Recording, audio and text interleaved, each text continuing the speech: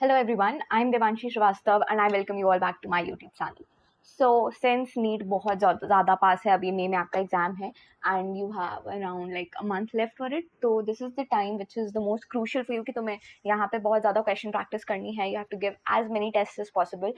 So how is that beneficial? मैं अपना बताऊँ तो like exam के एक महीने पहले तक मेरा score around 550 to 560 570 इसके बीच oscillate करता था और कई बार उससे पीछे भी आता था, लाइक 500 520 ऐसे भी आता था. But it was in the last month that my score reach to 620 या 630 and then finally I scored 646 in NEET 2021.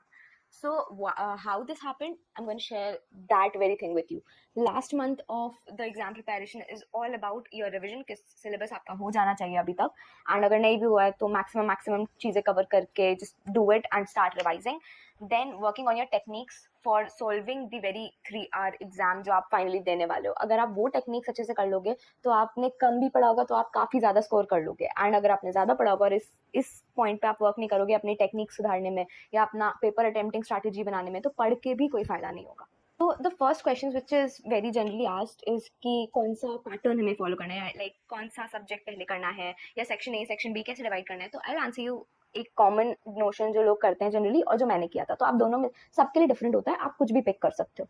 In general people tend to solve biology first, कि वो पहले बायोलॉजी करते हैं, then they go to chemistry, then they go to physics. But मेरे case में it was very different because मेरे को ऐसा लगता था कि मेरा फिजिक्स का पेपर हर बार छूट जा रहा है. I was not very good with time management ये केस में.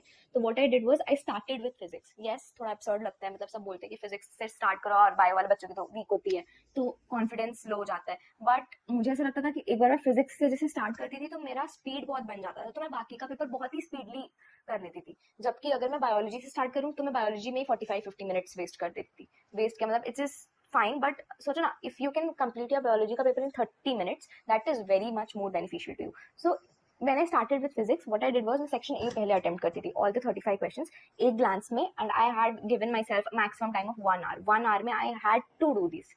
Like 50 मिनट से आप लेके चलो, वो एक्सटेंड होके 1 hour हो ही जाता है. ठीक है, this I use to do. After that मैंने एग्जाम में जो मेरा हुआ था तो मेरा वो 1 hour पूरा लगा था.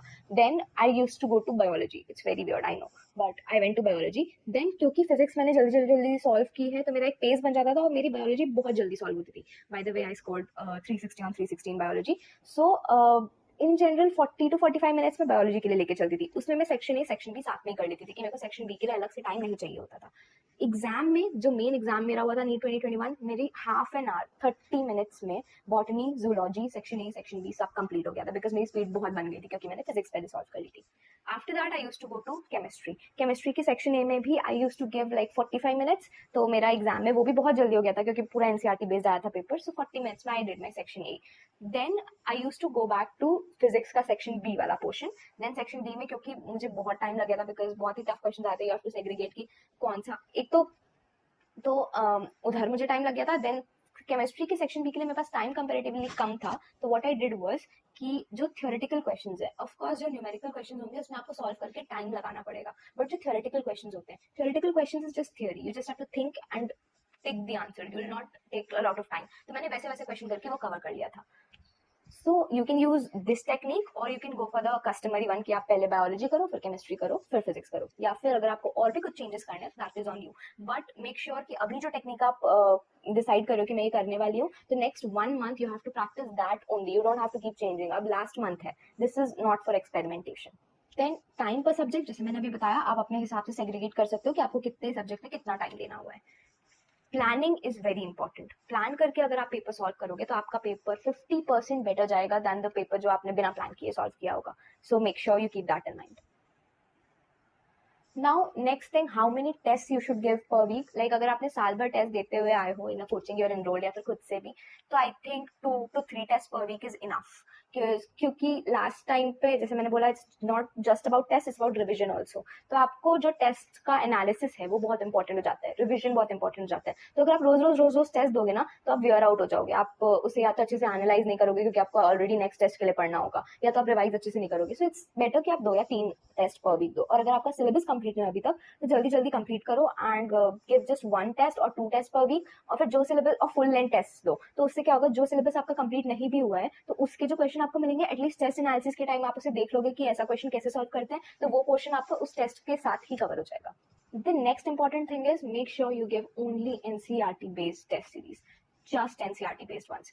So what I gave was NEET prep की test series because मुझे उस टाइम ज़्यादा और कोई पता नहीं थी, तो वो काफ़ी NCERT based थी, तो I used to give that. You can go for that as well. नहीं तो there is this test series that I'll be telling you about. मीमो नीट पे आपको मिलेंगे फुल लेंथ और टॉपिक वाइज टेस्ट सीरीज. जैसे मैं यहाँ एक सॉल्व कर रही हूँ, तो एक टाइमर चलता रहेगा जिसके अंदर आपको कोई भी क्वेश्चन सॉल्व करके उसका आंसर देना है. फॉर एन एग्जांपल अगर हम ये क्वेश्चन देखें तो हमें 4 स्टेटमेंट्स दी हैं एंड हमें एक करेक्ट ऑप्शन सेलेक्ट करना है. So if you read the statement 2 that is obviously incorrect, so आपको ये देखना है कि 2 कहाँ इनकरेक्ट लिखा है. तो बी और डी में तो ऑप्शन आप एलिमिनेट कर सकते हो, ए और सी की, ये दोनों तो हो ही नहीं सकते. फिर थर्ड वाला पढ़ो, थर्ड वाला भी ऑफकोर्स इनकरेक्ट है. सो इसका आंसर जो होगा वो सेकंड और थर्ड दोनों इनकरेक्ट है, तो I will go and point it out कि ये बी वाला आंसर है. देन वैसे ही you get a set of questions here topic wise, and अगर आप फुल लेंथ दोगे तो फिर you will get a set of 200 question section A section B में सेग्रीगेटेड, जिसमें आपको 35 एंड 15 का डिवीजन मिलेगा. Botany, zoology, physics and chemistry. For example now I am going to submit the test and show you how it looks like after you do it. तो यहाँ मैंने एक ही attempt किया है, तो वो करेक्ट है, तो फिर आप देख सकते हैं मेरा स्कोर और incorrect 0, correct 1, not attempted 199. So if you then go forward and go for the test report, यहाँ पे आपको सारे questions मिल जाएंगे. One thing that I want you to see is that this is all purely NCERT based. Another thing I would like to recommend कि आप जाके इनका app देखो और इनके सारे features देख के आओ. They have very cool features like NPCM and various memory tech. And as I just told you, they use line by line NCERT questions, which is awesome for your revision. You get to practice a whole range of MCQs there.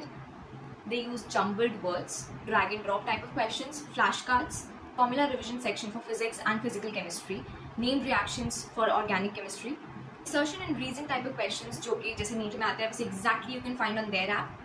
Lecture videos, previous year questions and videos on them, concept building questions, and the test series that I just told you about. Then they have an awesome feature called NPCM as well, which is now abhi tak restricted in biology. It includes notes, podcasts, crosswords, and memes, which is awesome for your learning experience. So do give it a try, guys, and use my code, which is Devanshi300, and avail 300 rupees of discount on sale.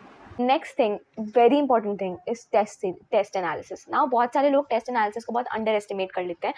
That is a very crucial thing to do. मैं personally बताऊँ तो मेरे को 3-3 घंटे लग जाते थे एक टेस्ट एनालिसिस में, but it gave me immense benefits, क्योंकि मैं NCERT बेस्ड टेस्ट सीरीज देती थी और उससे बहुत अच्छे से एनालिसिस करती थी.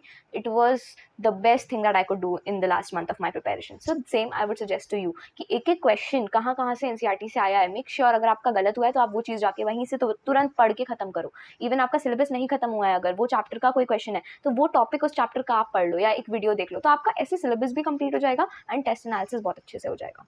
Next and the last thing is do the PYQs. Again जो मैंने मीमो नीट का बताया था, वहाँ आपको प्रीवियस ईयर क्वेश्चंस भी बहुत अच्छे से फ्रेम मिल जाएंगे. You can go and practice right there.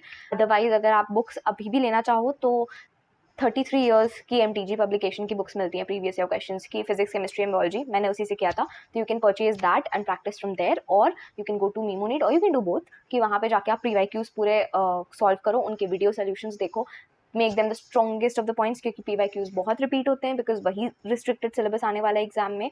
And once you have a command on that, आपका एटलीस्ट 70% पेपर आप बहुत आराम से कर सकते हो. So all the best, take care.